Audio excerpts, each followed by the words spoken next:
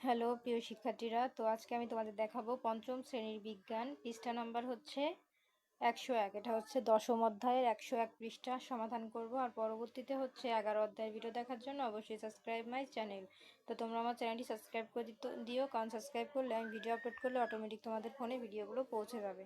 তো দেখো, এখানে আমাদের 1 নম্বরের কতে আছে টিক চিহ্ন। সৌরজগতের কেন্দ্রে থাকে কোনটি? তো যেটা উত্তর হবে আমরা কি করব, তার মধ্যে টিক চিহ্ন দেব। ঠিক আছে, তো আমাদের উত্তর কি হবে? আমাদের প্রথমটি হবে সূর্য। ঠিক আছে, সূর্য। দ্বিতীয় নম্বরে আছে বাংলাদেশে যখন মধ্যরাত তখন কোন দেশে দিন? সঠিক উত্তর হবে যুক্তরাষ্ট্রে।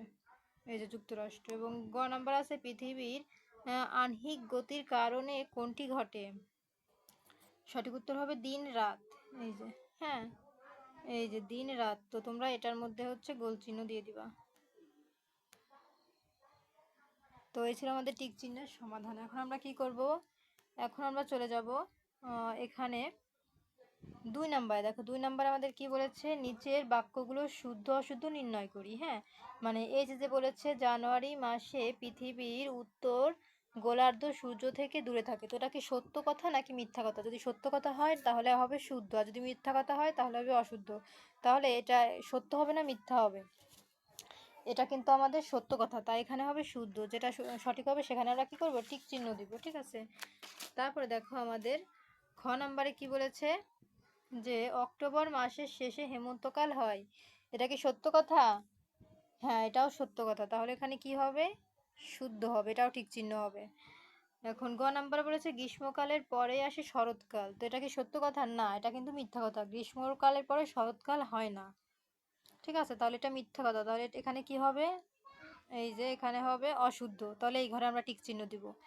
এখন দেখো ঘ নম্বর বলেছে পৃথিবীর গতি 3 ধরনের। তো এটা কি সত্য কথা নাকি মিথ্যা কথা? এটাও কিন্তু মিথ্যা কথা। পৃথিবীর গতি 3 ধরনের না।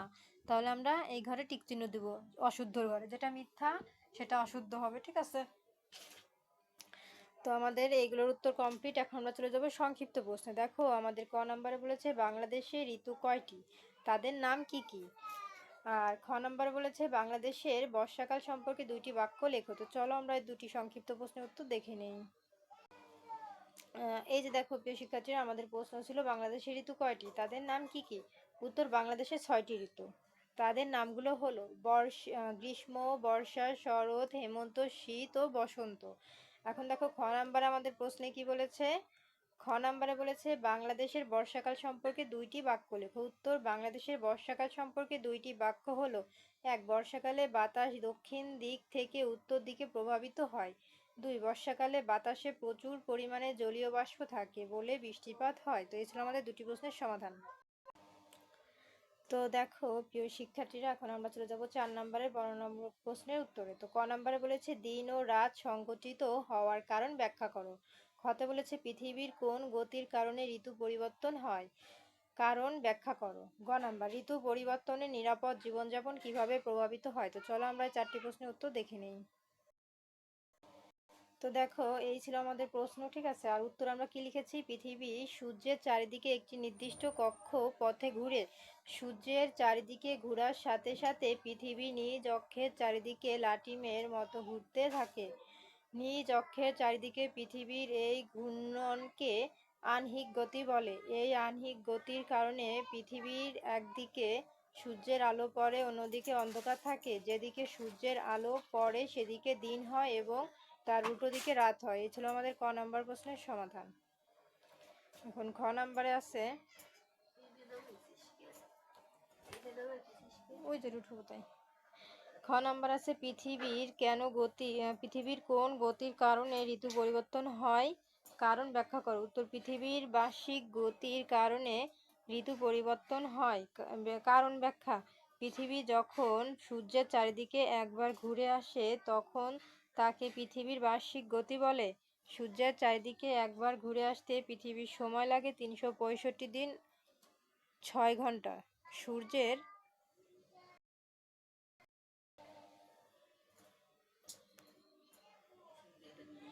চারিদিকে ঘোরার সময় অক্ষরেখাটি একটু হেলানো অবস্থায় থাকে। এতে কখনো পৃথিবীর উত্তর গোলার্ধ সূর্যের দিক সূর্যের দিকে হেলে থাকে, আবার কখনো দক্ষিণ গোলার্ধ সূর্যের দিকে হেলে থাকে। এর ফলে বছরের বিভিন্ন সময়ে বিভিন্ন অঞ্চলের তাপমাত্রা কম বেশি হয়ে থাকে। তো প্রশ্নটি বড় আছে, চাইলে আগেরটাও দিতে পারো, আবার কেউ চাইলে এই থাকে পর্যন্ত দিলেও হয়ে যাবে, আবার কেউ চাইলে পুরোটা দিতে পারো। তো এই ছিল হচ্ছে আমাদের ক্ষয়ের সমাধান। এখন চলে যাব গ নম্বরে। তো গ নম্বর প্রশ্নে আছে, ঋতু পরিবর্তনে নিরাপদ জীবনযাপন কিভাবে প্রভাবিত হয়?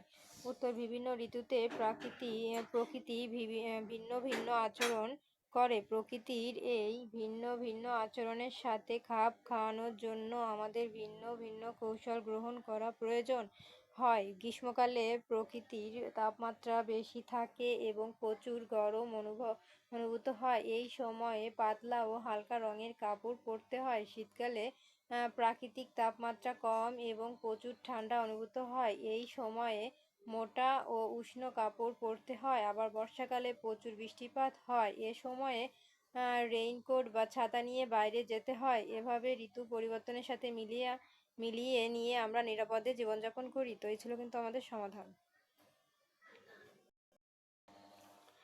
তো এই ছিল আমাদের 4 নম্বরের গ পর্যন্ত প্রশ্নের সমাধান। তো আজকের মতন এই পর্যন্তই। পরবর্তীতে অধ্যায় 11 এর ভিডিও দেখার জন্য অবশ্যই সাবস্ক্রাইব মাই চ্যানেল।